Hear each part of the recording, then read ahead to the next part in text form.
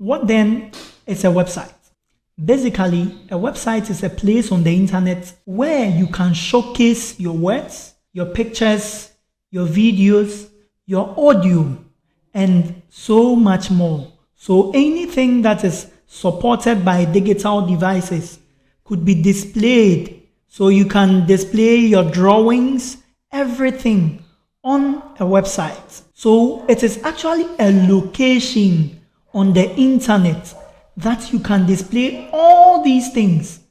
Now, if you want to visit a website, you'd actually need what we call a web address. Just as when you want to visit a friend, you'd have to know the location where that person stays. Just as when you want to call somebody, you would have to know the person's phone number. In that same way, if you want to visit a website, you would have to know the address of that specific website. So, if you want to visit Google, all that you need to do is to type the address of Google, and that is https /google.com. And then, if you want to visit PHG Foundation, you would also type https. The https is a protocol. Would get there, and then you can see ghana.wayekdirect.org. This one is a subdomain. We'll get to domain later in the course, so let me pause that one here. So all that you need to know is that if you want to get to a website, you would need the address to the website. So what do we use these websites for?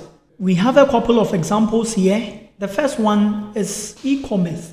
So people can go online and then purchase whatever they need. They can browse through a catalog of items and then select what they need in the comfort of their homes. And all these items could be delivered to them on time within a very short period, even without moving an inch. It is solving the problem of having to walk out into shops. Sometimes you can go into one shop, you wouldn't get what you are looking for. This also gives you the opportunity to analyze whatever you are buying. So you have pictures of whatever you want to buy. You can zoom in and see if it has any defect before you even pay for it. So that is one big importance of websites.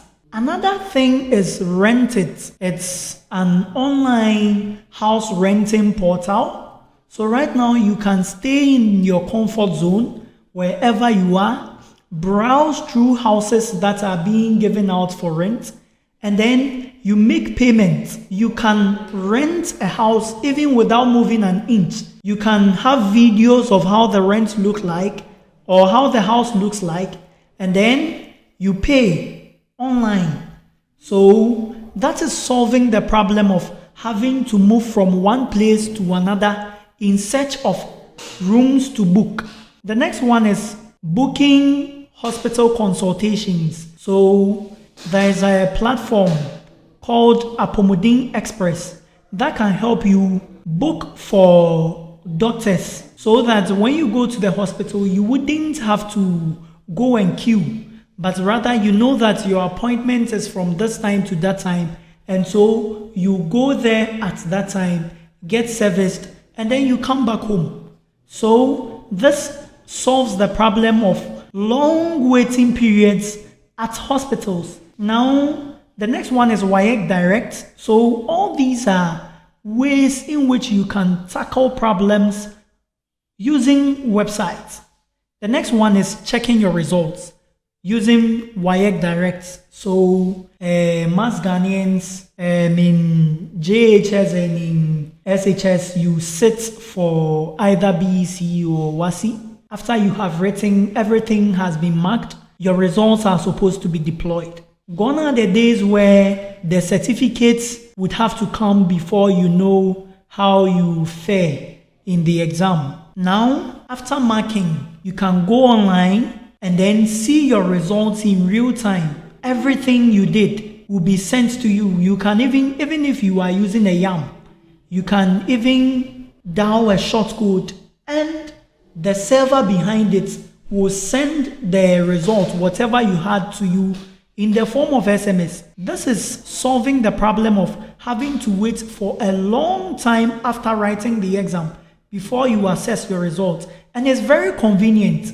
So you don't need to go back to the school to know your results, but you can sit in the comfort of your home and then get your results directly delivered to you. Now, the next one is reading news. So Dwene Ho Yie News Network is also an online platform that you can get news, latest news from.